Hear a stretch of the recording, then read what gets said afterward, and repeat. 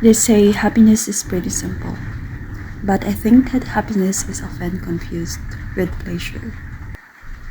Anyway, I heard that writing helps with stress and anxiety, and I confirmed that it helps to some degree. I wrote a series of children's books, and I also wrote other stories. I was living in an apartment in Asuncion then, where I felt blue quite often. The alternative to writing was to depart from the dry zone. Yeah, it wasn't that easy not to get stressed about life. I agree that happiness is pretty simple, but not in the long term. It can be not enough that a family member or a friend is your comfort zone.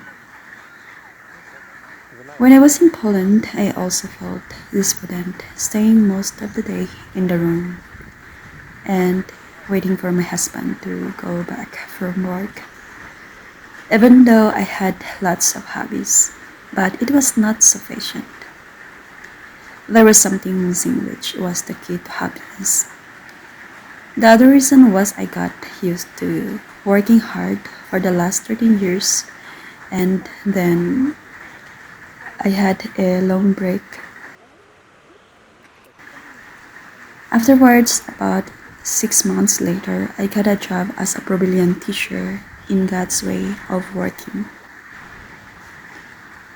Brazilian related to Friedrich Brovell and his kindergarten system of education. It was a blessing to take part in his teaching. When he was 9 months old, his mother died, which had an intense impact of his life and work. Robel's father remarried when he was 4 years old. His childhood was difficult and he was neglected.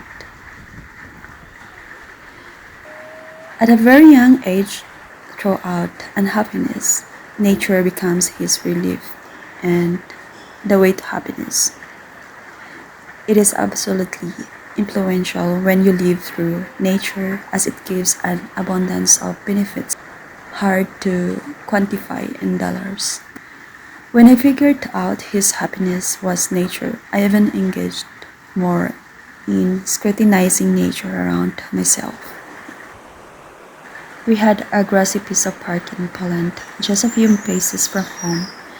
I could take satisfactions in the wild side of it.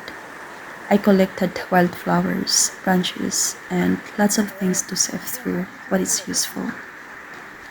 I was motivated and elated to share nature with my pupils as they learned directly from it. I noticed how happy they were.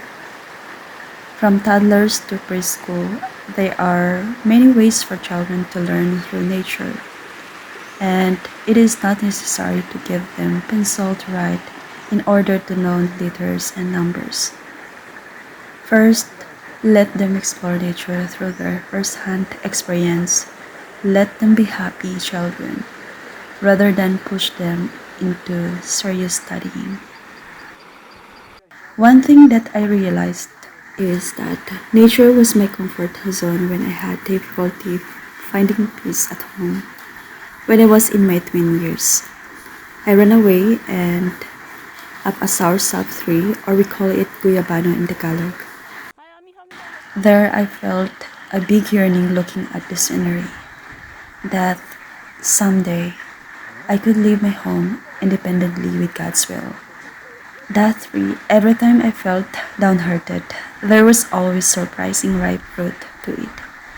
Next to it was a tamarind tree, or we call it sampalok. I used to like to hold its small twigs as they were strong and hefty. We used them to play tag with my siblings and relatives. What I liked about those trees was that they grow on a small hill for where I could view a river.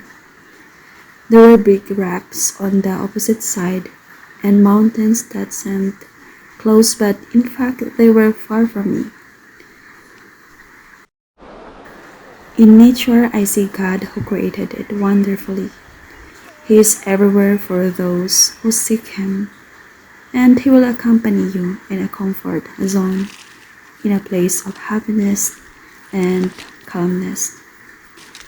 People have different points of view on the key to happiness, but I believe that among those keys, there is only one real key to happiness, and it is to learn about God and His Son Jesus Christ, whom He sent to share the truth and give His life as a ransom for many, and to accept everything He said and adjust my life to His teachings.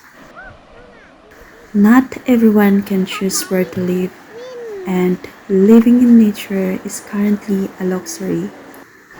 Not everyone can escape regions faced with danger, as it involves many obstacles. But if God is with you, nothing is possible.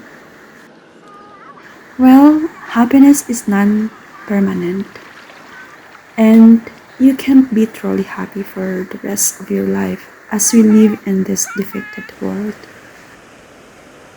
However, it can be cultivated through conscious life choices in areas such as relationships with God and your surroundings.